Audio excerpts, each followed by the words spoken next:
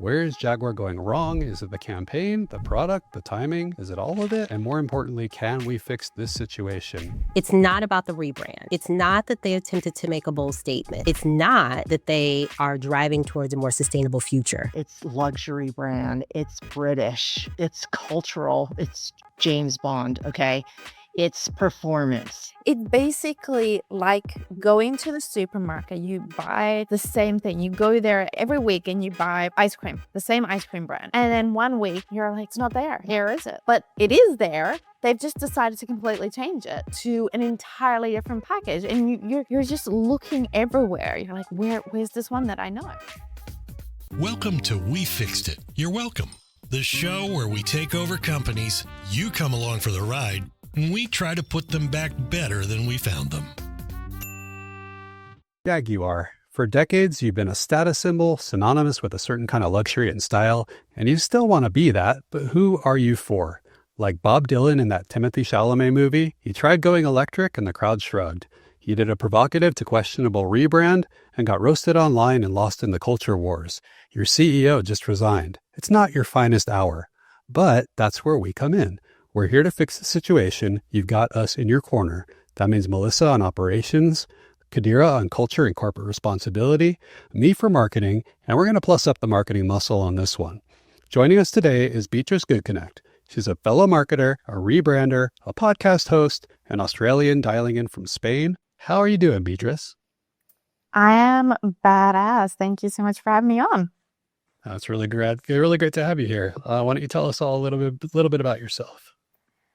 So I'm here on a mission to save, well, for business owners who would like to be saved, business owners to avoid the cost and the pain of rebrands and instead focus on either repositioning or going inwards, like similar as to what we're handling here too with Jaguar. Perfect. Thanks, Beatrice. So you were the right person to have here with us, and we're happy to have you. We will get into it. We'll talk about the rebrand side of all this. Before we do, let's all go back in time for a second. So Jaguar was founded in 1922 as Swallow Sidecar Company. They made motorcycle sidecars. They have a much better name now. They were founded in Blackpool, England by William Lyons and William Walmsley, which is a very British name. They launched their first performance sedan in 1935 and started winning some races. In 1961, they released the legendary Jaguar E-Type, which was praised by Enzo Ferrari as the most beautiful car ever made. They were acquired by Ford in 1989, sold by Ford in 2008 to Tata Motors, forming Jaguar Land Rover, or JLR. In 2018, they tested the waters of electric vehicles with the Jaguar I-Pace, and it hasn't gone great. And now they find themselves in the center of a cultural and strategic firestorm because starting in late 2024, in an attempt to reinvent as a forward-looking all-electric brand, Jaguar unveiled a dramatic rebrand campaign, there's that word again, rebrand, featuring surreal visuals, spoken word poetry, a diverse cast, and they didn't even show the car. The result? Intense backlash, and they've caught a lot of heat, and it still is going on. Critics labeled the campaign confusing, out of touch, and overly woke. There's that word again. So in contrast to the American Eagle situation, which we talked about recently, Jaguar had made it a point to show diverse representation, and they were equally criticized. So can you win? We'll talk about that. It went so poorly that their CEO, Adrian Mardell, officially announced his resignation on July 31st, 2025, after 3 years in the role and 30 years in the company.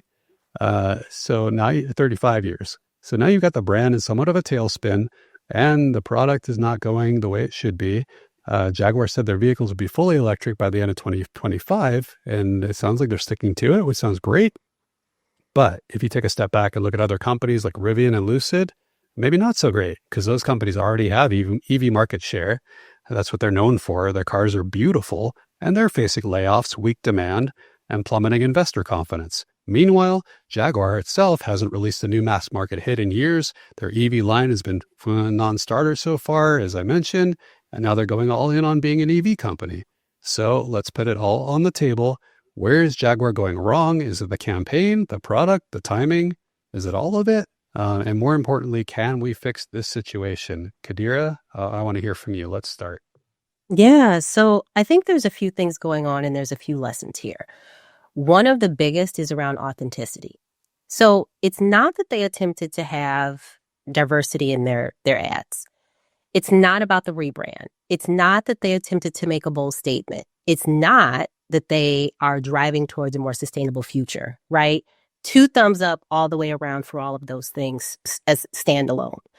But typically, when you go bold, even when you rebrand, you lean into more of who you are. You're showing the world, you're showing the buyer, you're showing the customer more of who you are, more of your values, more of your mission, more of your ethos. What happened here is a really good reminder that the buyer is smart. These things have to already be a part of who you are as a company. Because when you make a sharp pivot, right, these things seem to kind of come out of nowhere. You spring something like this on your audience, especially in this climate. It will make all the difference between something being well received or receiving backlash. Beyond some of the issues here, the other feedback was things like the most important feature in the ad was missing, the car, right? The logo was replaced, I believe. Those timeless features, those iconic touches that we all know that make Jaguar recognizable without even having to say the name were gone. So not only was there this disconnect with the rebrand and the ads, there was questions of like, who are you trying to reach? Are you trying to reach your current customers, these legacy buyers?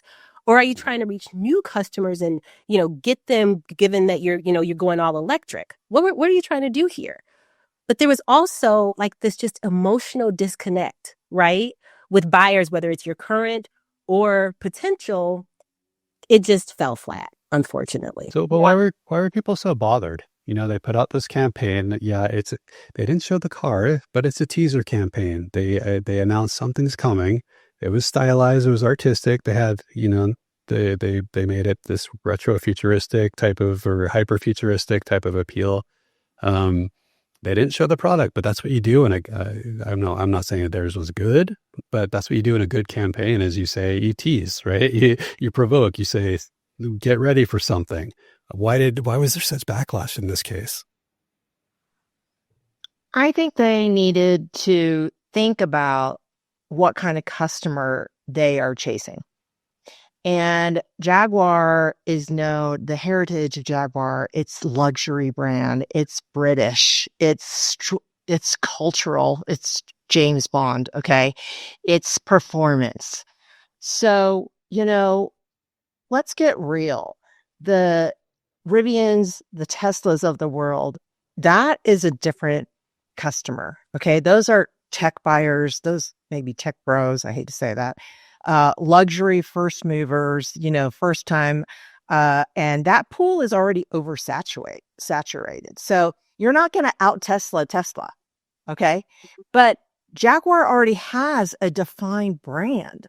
So why are you not thinking about utilizing all of that to take you to the next step? Right. And so I think, Aaron, what fell flat was that it abandoned ship of its heritage and kind of tried to lure, the sexy teaser campaign, let's go viral. But like, you have to have a product, all of these kinds of things. And you can recover from that as a company. But I think that what they don't want to do is just walk away from what's made them just this luxury brand that everyone knows and loves. Well, Beatrice, let's hear from you. If let's say they lean into their heritage and they said, we're a proud British company and we have this racing heritage and we're made for quality and we've endured all this long and now we've gone electric, would that have worked like that in a crowded EV marketplace? They hella alienated their audience. Like it's basically like going to the supermarket. You buy the same thing. You go there every week and you buy, I don't know, ice cream, the same ice cream brand. And then one week you're like, it's not there. Where is it? But it is there. they just decided to completely change it to an entirely different package. And you're just looking everywhere. You're like, where's this one that I know? And so they've done this. And, you know, I looked up their original values, right? The original values are grace, space, and paces. Like, now they're customer love, unity, integrity, growth, impact. What does that even mean? These are so subjective. Right, to a car. Like, what does that even mean? What? Right? Yeah.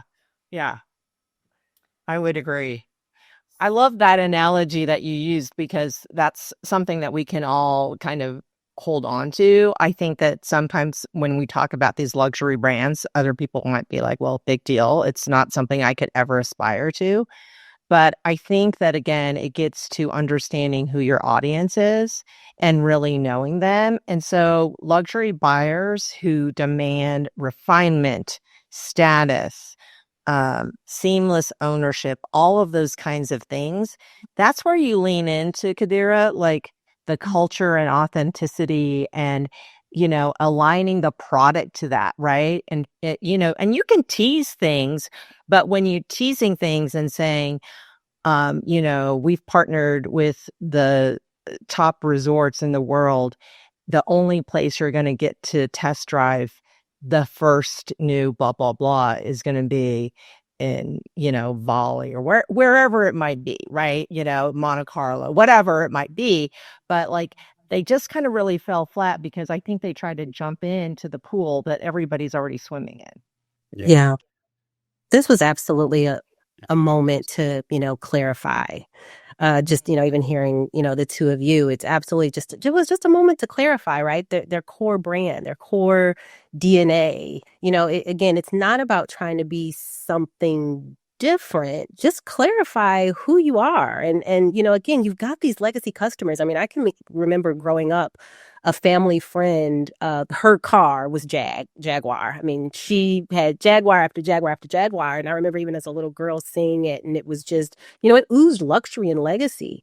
And so again, you just understanding, to your point, Melissa, understanding who that customer is and taking this moment to really clarify was just such an opportunity when you think about, the rebrand. I also think, again, love this idea of thinking about what's next around the EV market and electric. But wouldn't it have been cool for them to, position this as progress and evolution, right? Not, again, doing something different. It's like you're showing your audience, we're not abandoning who we are. We're evolving. We're leading the pack, right? Like we always do. Join us, follow us, continue on this journey with us. Then you kind of are grabbing, again, both your current customers, but then also that potential, right? That's thinking about, again, a car like Jaguar. Ooh, and now it's electric. And then, along those lines, again, it sounds simple. And I say this every time, but like, let's make sure that the product is actually something the customer wants.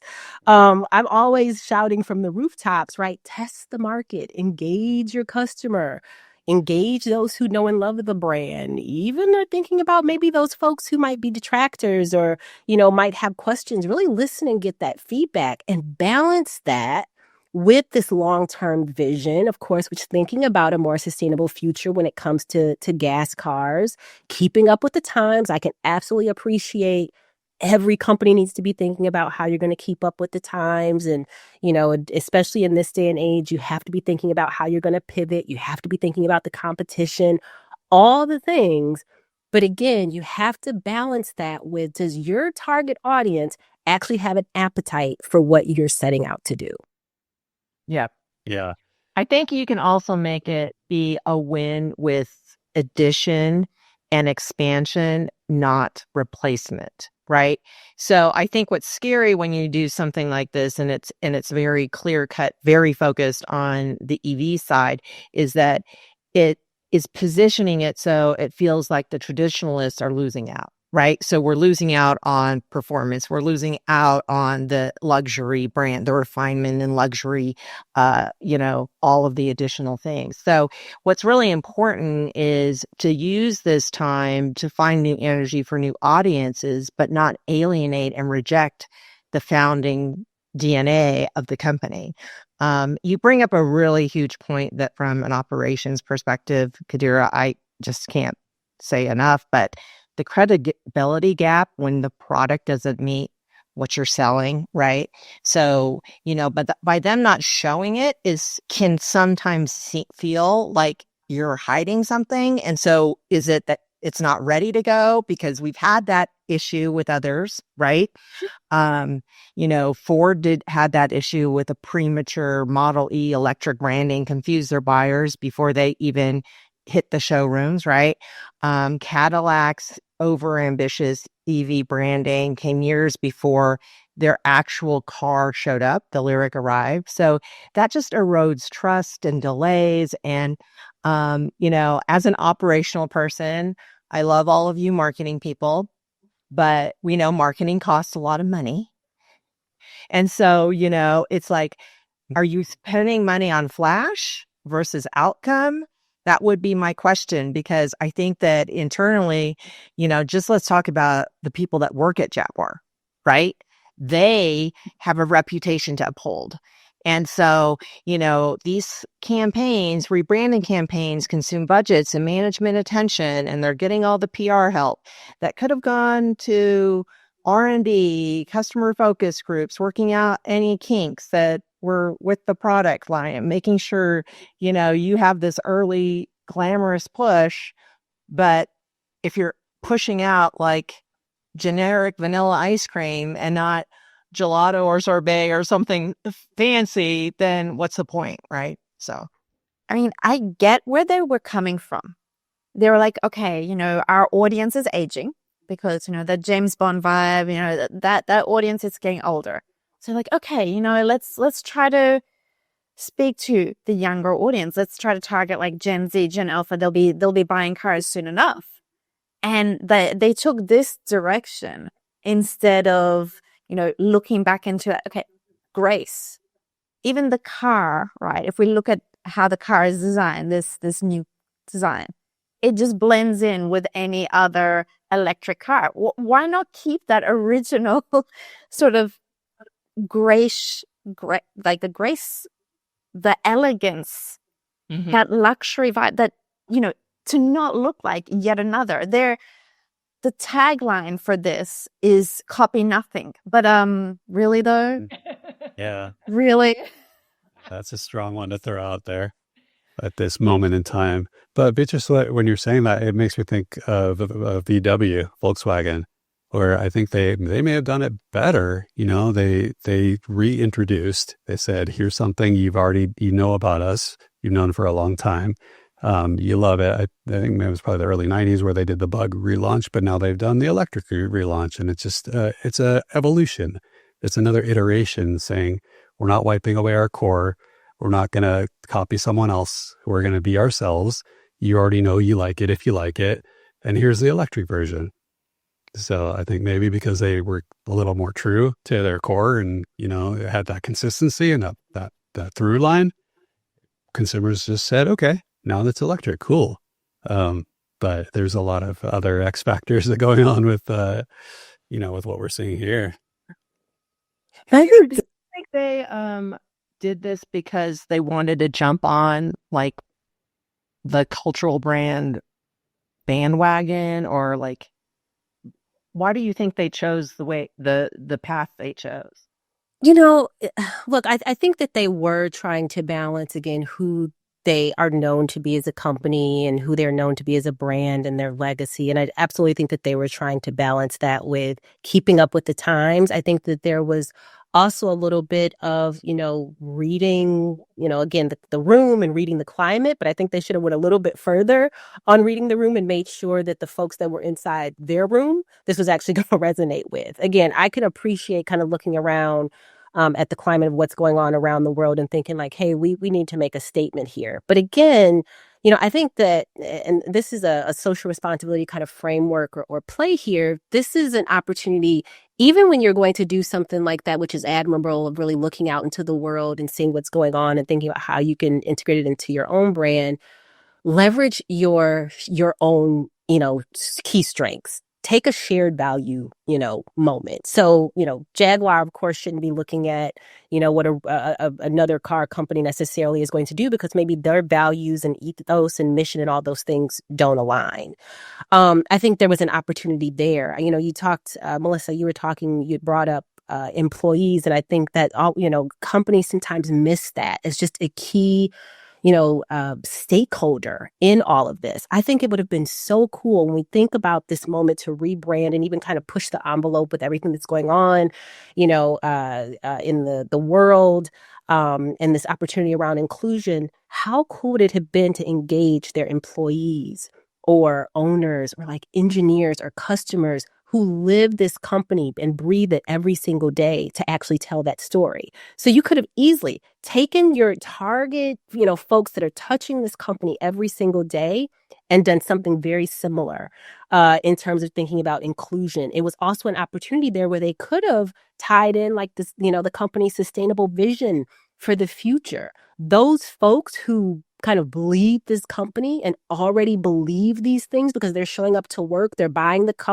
cars, every few years they're turning them over. They would have been perfect to help tell this story. And it goes back to what I said at the beginning. Now you're touching on authenticity. Mm-hmm. Mm-hmm. Exactly. And even taking from that, take it to the people. So assuming they want to stay in touch, like they want to connect with Gen Z, Gen Alpha, millennials, look at the influencer, the celebrities, that generation that align with those original values. Link up with them, collaborate with them. It's that human side, especially now with AI and all of this tech that's making us feel so isolated, that will draw more attention compared to Teslas, etc. Yeah. And I love what you said, Kadira, because I think that all that, even if there's a struggle or even if there's missteps, that is part of a brand story. If I think of it from a marketer, which I do, that people, Gen Z, Gen Alpha don't always want here it is. We've done it. We made this for you. Now go buy it. They want, especially if it's going to be a fundamental transformation, they want the process. They want the messy part. They want to know we struggled in engineering to get this one curve right, and we stayed at it, and we failed 17 times, and then we hit it. There's a lot of, even if there are missteps, even if it was costly, there's a lot that could have been communicated outward to maybe put some guardrails around what actually made the light of day. And Melissa, I do think it's a case of flash. I'm guessing maybe operationally, or maybe something wasn't quite right. Maybe, you mentioned the confidence around the car wasn't there. So maybe they said, marketing, you're good at this, go do something, capture some attention and we'll figure the rest out. And it just didn't, whatever happened didn't work. Well, and like I said earlier, I feel like the space is somewhat flooded. And so when you see cars now, you kind of automatically see this like modern-esque type of thing, like everybody's making fun of, the electric trucks and things like that because they're not sexy. They're not sexy. Let's just get real. Jaguars are sexy. So why aren't you leaning in to those types of things that differentiate you as a brand and make it your asset? So carve out your niche in this very, full pool of EVs. So, use your heritage and your authenticity as an asset. So use those interviews with employees, use some fun, like get the spokesperson, get all the James Bond actors, seriously, let's do it, right? Let's make it British, right? While others compete on like that minimalistic look, you focus on keeping the Jaguar. How do you keep it all about the Jaguar that you recognize, oh, that's a Jaguar electric car, right? It's got that amazing, luxurious interior. It's got poise, it's iconic design, it's go back to your, logo, all of those kinds of things. And you brought something up, Erin, that I was going to say as well, is that I think that the problem is it's not emotional enough. It's just kind of, it needs to be a little bit more emotion in the car. Like I remember, growing up, okay, it was an electric car, very old. But like my first car and naming my car and, all the things. And so like, how do you connect the buyers with the cars, right? Lusa, Tesla, all of them, they dazzle with numbers, but what really makes you feel special? And Kadira, you were talking about your story about someone who owned a Jaguar. I have the same story. I had an HR manager that worked for me, and when she finally got this big promotion, she went out and bought a Jag. And I was like, are we paying you that much? No, but I'm just kidding. But like the fact of the matter is, for 15, 20 years, that's all she could think about. And she was like, this was my gift to myself. And I was laughing because I was like, you have two babies? Like, is the Jag like the right car? They're going to be puking in your car and stuff, but like, whatever. But that emotional connection to like, this is a dream I have and this is what I want to do. So like, think about how do you tie emotion to the brand?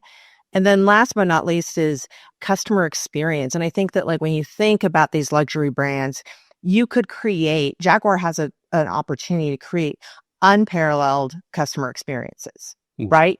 It could be like those James Bond type of events. It could be partnerships with the most top luxury brands. You've seen that, like, I think Ford tried to do this, or somebody did, where they had the Eddie Bauer version, or, but like they could, who knows, they could partner with like the top British brands, whatever, and they could bring that to you. Exclusive events, like Jaguar clubhouses, where you actually get like this concierge clubhouse kind of feel when you for charging stations. Mm-hmm. Right? I like just this. like really cool things that kind of go back in time, but those are modern, right? Because who needed charging stations before? You needed like a place to go meet people and smoke and have a drink, right? Those kinds of things. So all of those are coming back too, right? Let's get real, like speakeasies, all that kind of thing, everything old is new again. So, when we think about Jaguar getting stuck in traditional old time money, people are craving that. Like, look at that. Everybody's wanting that kind of Gilded Age type of thing, right? They all want to go and kind of go back in history. And so like utilize that time. But then to Beatrice's point, like utilize also the modern tools available to you. So are there influencers who could help you? Are there, and how do you kind of tie it all together? But operationally, I think, I don't know what their EV, all the bells and whistles look like, but I think that there's an opportunity for them to really craft it into something that's so different than like a Tesla, for example. So, I mean, even the car itself, right? They weren't known for like the most smoothest ride. Like, that's securely like, Mercedes, BMW. They've got that market. So why try to go into that for like the sleekest? Lean into that original, like, okay, yeah, we've got flaws. It's not necessarily the easiest to fix, but you've got this certain embodiment around our brand. These stations around speaking, like, yes, hell yes for that. Double down on that image. Don't try to make it sleek. Don't try to go into another brand's territory. We'll make it like sleek. No, Mercedes have spent years, decades, doubling down on making their brand as smooth as possible, as fast as possible. Don't do that. Yeah, it's if you have an EV, and it's beautiful and it's super efficient. That's I've said this, in other scenarios, but that's the point of entry. That's what you need to show up to market. That's not going to win you anything, unfortunately. You've got to show superiority in one or more areas and find your, find your people. And if it's not the people that were drawn to your brand all these years and they feel alienated, who are they? Where are they going to come from? Because you're not going to take market share from other EVs that are struggling themselves. You're maybe going to try to create a category from traditional car buyers who might have gone up or down one step, but it's you don't want to manufacture a market out of nothing. That's a hard business proposition. Yep. Oh, go ahead. Well, I was just going to say, I mean, I may be taking us a little bit off of this particular topic, but as I'm listening to all of us with all of our, great ideas and pushbacks and things like that, which is perfect, y'all know where I'm going to go with this, right? Who was around that table and did they have diversity of thought and were folks really empowered, right? To, talk about what's the vision of the company, where are we going, what's our long-term plan? Is this going to work? Have we tested? Just ask all the questions. I'm just curious, who was sitting around that table? And again, did they have, the right folks around that table to ask and raise these questions? Or, what typically happens and what we see in, unfortunately, way too many companies, we kind of want folks that will reinforce what we want to hear, what we want to be told. So just listening to all of, everything that we're saying, I think it's something that, we have to consistently raise when we have these types of challenges that arise with companies is, what questions were being asked and by whom? And who's listening, right? I think that you can have the right people at the table, but maybe they're not listening to each other. Who has the moral courage to stand up and say, wow, this is a lot.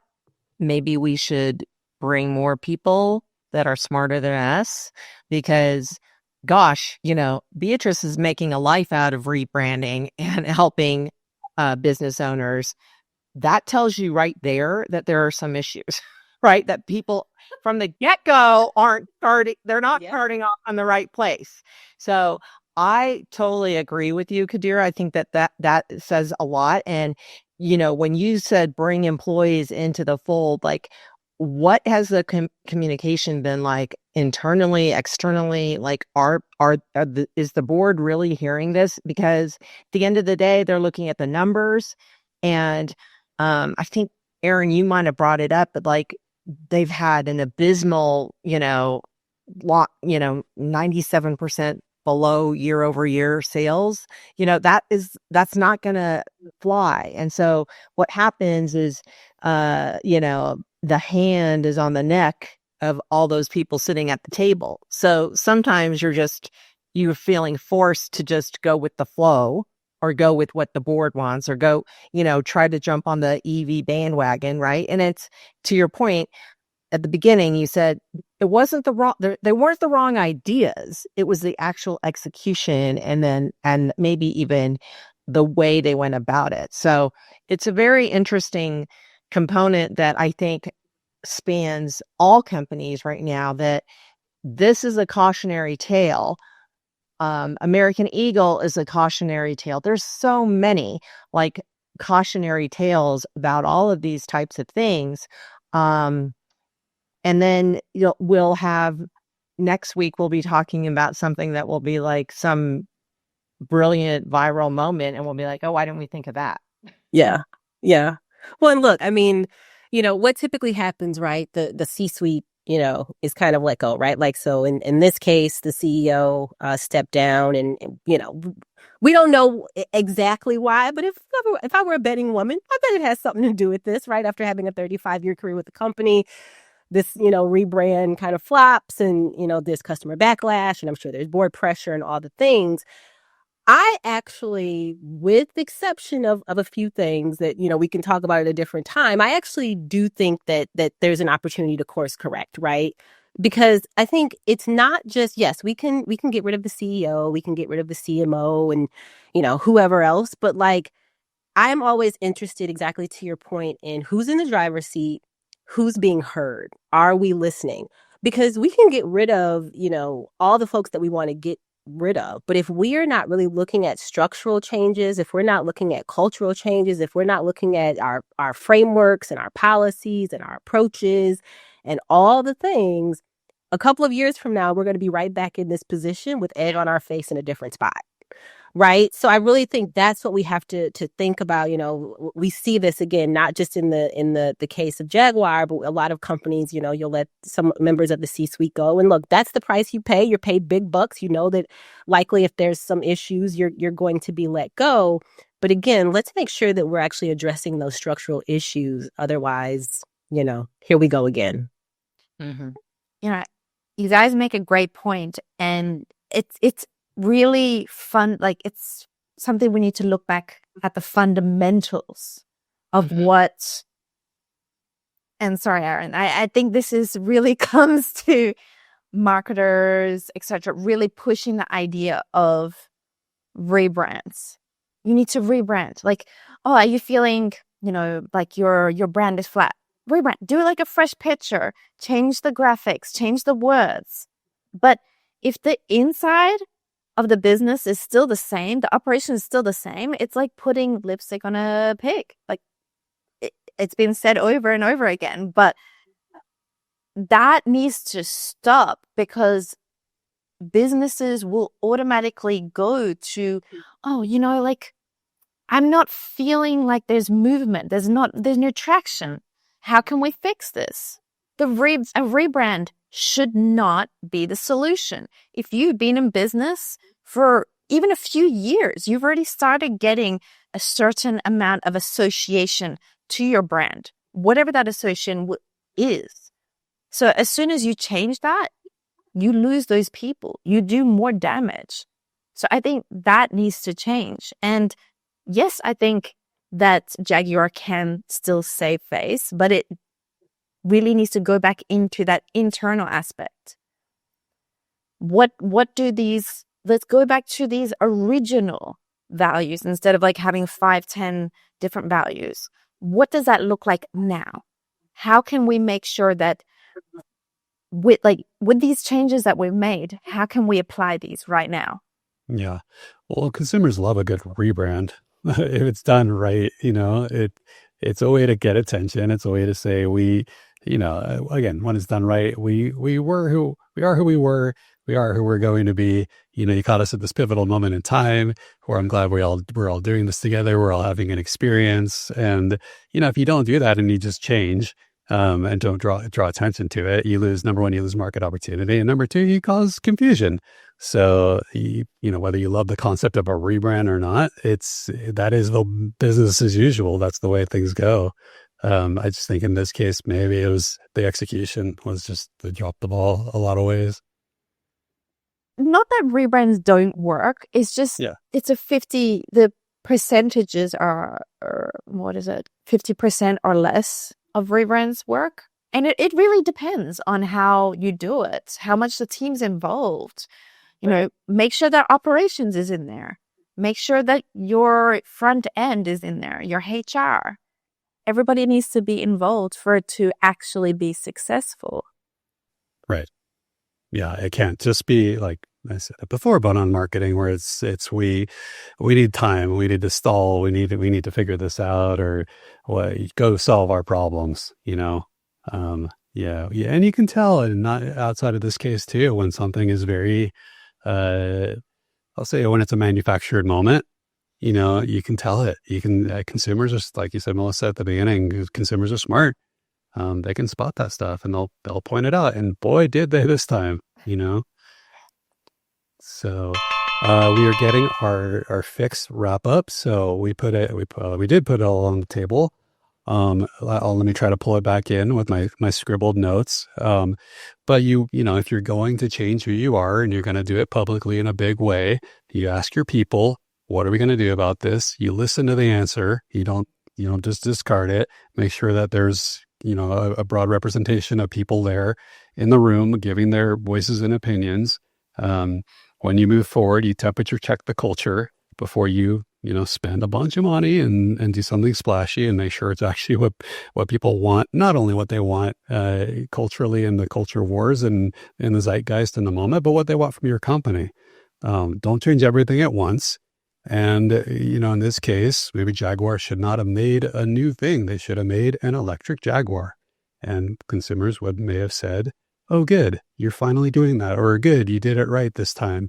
We want in. But the fact that they said, you don't know us anymore, here we are now, that was the stumbling block.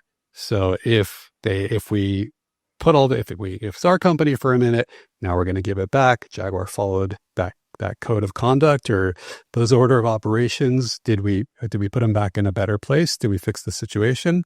Let me ask you first, Melissa. I think we did. I think what Jaguar needs to do is restore the spotlight on the product, right? We didn't see that. So we need to make sure that that's done quickly and fast. Open a genuine dialogue with the loyal customer base that they have, really reconnecting with them actively, not passively, heritage and tradition meets electric events, all of those kinds of things. And really, some transparent communication, as Kadira and Beatrice have mentioned, about like what's going on. And then I really think that they can refine this new brand story by bridging that gap, right? The heritage with innovation. So crafting a clear, authentic message, being very consistent in that and merging it, and so letting their customers know why they have these electric ambitions, but it's really feels real exciting and above all Jaguar. And it's really focused on elegance, British luxury, racing spirit, performance, all of those things that they've been known for in the past. I like that a lot. Kadira, how about you? Yeah, absolutely. All of that. They need to work on restoring trust, of course, and they can do that. They need to leverage their core key strengths. Who are they? Who have they been? Lean into that more. Authenticity is key. So read the room, right? Again, they need to be listening, testing, learning, and then executing. But this is absolutely fixable. Thanks, Kadira. I agree. Beatrice, is there a way out of this? What do you say? Yeah, I do think that it is possible. However, I would say there's significant damage done to it, which it will take them a lot longer to try to rectify. But, getting the team involved, getting true to your values or their values, and bringing that human element back in, changing out like the like models, the perfect looking models for just their target audience, make it relatable. Yeah. Rather than chasing the virality. Great. People are talking about them, but are the right people talking about them? Because at the moment, this is just, marketing. Yeah. So that's the key there. Thanks, Beatrice. I'm inspired by all of you. I'm going to fix this one too. We're going to go spend a bunch of their money. We're going to go back to the workshop and rebuild that Jaguar the way that people want it, and come back out and say, look, we got it. We made something that was kind of a monstrosity. You didn't like it. This we know you like. We're going to be really vulnerable as a brand, which brands don't do, but let's let people in. Let's have the new CEO stand up and tell everyone, look at this commercial. Look what we did. Look how far from our mission we got. We tried to do something. We tried to cater to the cultural environment. It didn't work. Make that public, not an apology tour, but just like, look, we did this. Let's own that. Let's own the fact that we got off track. We got way far away from where we should be what people know us for, what people love us for, what we committed to all those years ago as a vision. And recalibrate, but do the messy stuff. Let us all in on that. And then we're going to keep spending their money. I heard James Bond a few times. Now, James Bond traditionally is Aston Martin, but I love that idea. I think maybe they partnered. I don't know if they've done partners before, but we're going all in on James Bond. Which is owned by Amazon and GM now. They've got whatever the next movie is going to be. We're going to do, Beatrice, you're with me on this, maybe, if you like it, we're going to kick off a campaign. It's going to be Live Like Bond, and that's going to be the centerpiece. And Bond's going to switch from Aston Martin to Jaguar once and for all. There's a win. And then we're going to bring in our British influencers. We got not just a brand with heritage, we got a country. So it's going to evolve to live like a Brit. And we're going to explain what that means. And there's going to be, that just elevated lifestyle and all those things where you're not buying a car. Now you're tapping into a cultural mindset, and you're joining a tribe, a community, and that can go for a while. And and it can expand. I love that, Aaron. Live like a Brit. It could be live like a driver. You could have S1 driver. You could have all the things. Yep. And then we've got British celebrities that, influencers telling us, come be one of us. The price of entry is a Jaguar. You want in? Mm-hmm. Yeah. So, Or like the refined sort of living. Yeah. Make it like a whole world. Build that world around the brand. What are the other elements of refined sort of living? Yeah. Yeah. Refined living and refined partnerships. I think that's what they need to do, because it gets back to Beatrice. What is that feeling? What is that feeling, and what is connecting you to the brand? Right. Yeah. And I think that is key. And I love all of this. Yeah. Who they would make an exceptional partner with? Nespresso. Oh, George Clooney. yeah. Yeah. The vibe between those two brands, coffee, cars. I love it. Yeah. None of that's a rebrand. It's a reconnect. Yes. Yeah. There you go. Yes. Good. Kadira, Melissa, amazing. Thank you so much for the brilliance. Beatrice, thank you for being here with us, and tell our listeners, how do they hear more from you? Thank you for having me on so much. This was an incredible conversation between all of you guys. In terms of how you can connect with me, there's 3 places. You can check me out on LinkedIn, Beatrice Go to Connect, or Badassery by B on pretty much a lot of the socials, badasserybyb.com, or the podcast, The Art of Positioning. Yay. Excellent. Thank you so much for being here again. That will do it for this episode of We Fixed It, You're Welcome. Jaguar, we are rooting for you. Keep making improvements. Maybe follow our advice. And when you get it dialed in, you can send us matching Jaguars as a thank you. And we'll drive them around for you. It's a win-win to our listeners. Thank you. Value. Yeah. The demand for our show keeps growing and growing. So keep listening, talk us up at cocktail parties, keep running us up the charts, and we will keep making new episodes for you. Deal? Deal. If there's a company we haven't fixed yet and you like, and you're all like, when are they going to do it? We'll drop us a line at wefixeditpod.com, and we'll try to get to it. And we will see you next. We hope you enjoyed this episode of We Fixed It, You're Welcome. We go into every episode somewhat cold, and nothing we say should be construed as legal advice, financial advice, or anything that would get us in trouble. All trademarks, IP, and brand elements remain property of their respective owners.